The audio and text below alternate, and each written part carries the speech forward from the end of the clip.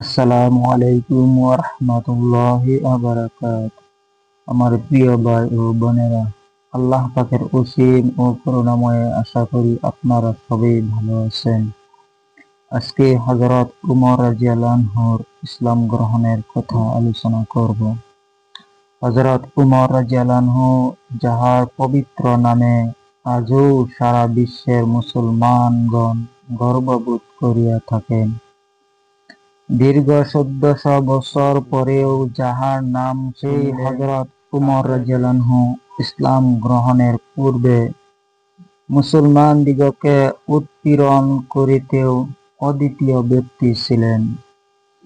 এমনকি হুজুর সাল্লাল্লাহু আলাইহি সাল্লামকে কতল করার জন্য তাহার চেষ্টার কোনো ত্রুটি ছিল না। একদিন কাফেরগণ পরামর্শ সভায় প্রস্তাব করিল, এমন কে আছে যে মুহাম্মদের মাথা আনিয়া দিতে পারে? উমর দাঁড়াইয়া বলিলেন, আমি পারিব। সকলে এক বাক্য বলিয়া উঠিল, হ্যাঁ, তোমার দ্বারাই উহা সম্ভব। তখনই উন্মুক্ত তরবারি হাতে উমর মহানবী সাল্লাল্লাহু আলাইহি সাল্লামকে হত্যা করিতে রওনা হইলেন। পথিমধ্যে জোহরা বংশীয় সায়াদ বিন ওয়াক্কাস নামক এক ব্যক্তির সহিত তাহার সাক্ষাৎ হয়। তিনি জিজ্ঞাসা করিলেন, উমর, কোথায় যাইতেছ? উত্তরে বলিলেন, মুহাম্মদকে হত্যা করিতে যাইতেছি। সায়াদ বলিল, তবে কি বনী হামেস, জোহরা এবং বনী আবদে মান্নাফ নিশ্চুপ হইয়া বসিয়া থাকিবে? তাহারাও তো তোমাকে হত্যা করিয়া ফেলিবে। ইহাতে উমরের দিমাগ বিগড়াইয়া গেল। বলিল, মনে হইতেছে তুমিও বেদিন অর্থাৎ মুসলমান হইয়া গিয়েছ। সুতরাং প্রথমে তোমাকেই শেষ করিয়া দিব, এই বলিয়া তরবারি বাহির করিলেন। প্রত্যুত্তরে হযরত সায়াদও তরবারি উঠাইয়া বলিলেন, হ্যাঁ, আমি তাহার জন্য প্রস্তুত। তবে প্রথমে নিজের ঘরের খবর লও, যেহেতু তোমার ভগ্নী ও ভগ্নীপতি ইসলাম গ্রহণ করিয়াছেন।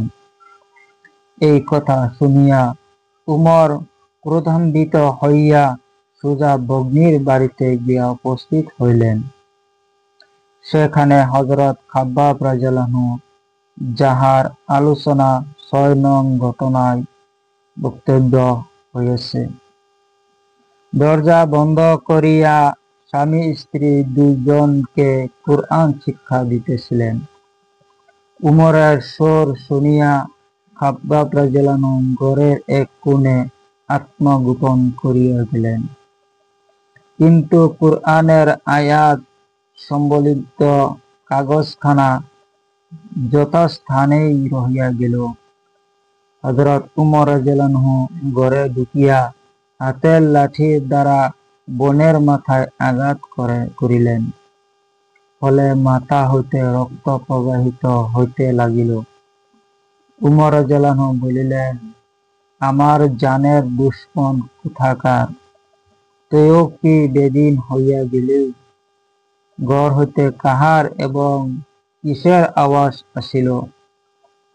তাহারা বলিলেন, কথাবার্তা বলিতেছিলাম। উমর রাদিয়াল্লাহু আনহু বলিলেন, তোমরা কি নিজের ধর্ম ত্যাগ করিয়া অন্য ধর্ম গ্রহণ করিয়াছ? ভগ্নীপতি বলিলেন, সেই দিন যদি সত্য হয় তবে আর বাধা কিসের? উমর ক্রোধে অধীর হইয়া তাহার দাড়ি ধরিয়া জমিনের উপর ফেলিয়া বেদম প্রহার করিতে লাগিলেন। বোন তাহার স্বামীকে উদ্ধার করিতে গেলে তাহার মুখে এমন এক চড় মারিলেন যে মুখ হইতে রক্ত ঝরিতে লাগিল।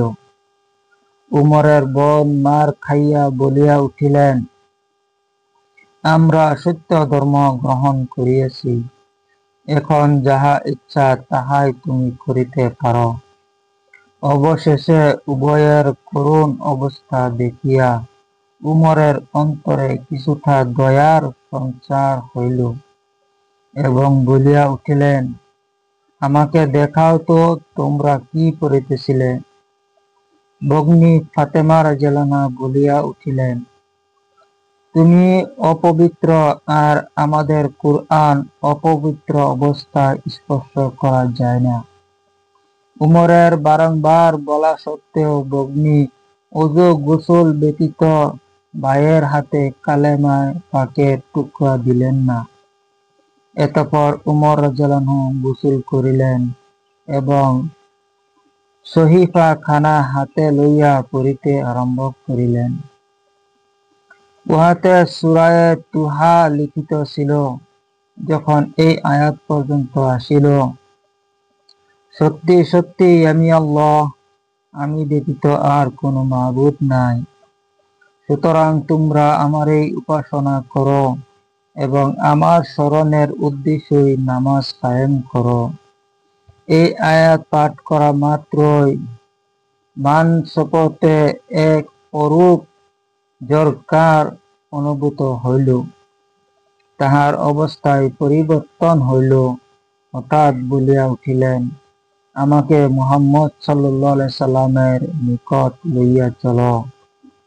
এই উক্তি স্মরণ করা মাত্রই হযরত খাব্বাব রাদিয়াল্লাহু আনহু ঘরের কোণ হইতে বাহির হইয়া পড়িলেন এবং বলিয়া উঠিলেন, হে উমর, সুসংবাদ গ্রহণ করো।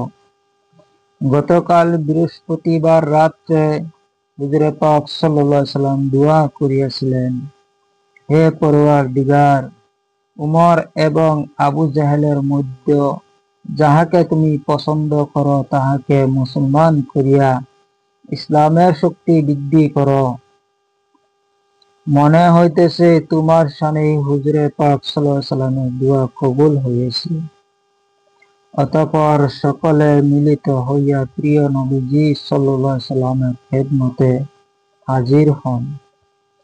শুক্রবার সকাল বেলায় হযরত উমর রাদিয়াল্লাহু আনহু পবিত্র ইসলাম ধর্মে দীক্ষিত হন।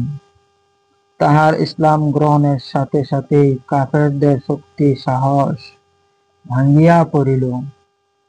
তবে মুসলমানের সংখ্যা তখন পর্যন্ত খুব নগণ্য ছিল। এই জন্য সারা আরবের কাফেরগণ চিন্তা ফিকির করিতে লাগিল যে কি করিয়া মুসলমান দিগকে সমূলে নিপাত করা যায়। তবে হযরত উমর রাদিয়াল্লাহু আনহু এর ইসলাম গ্রহণের পর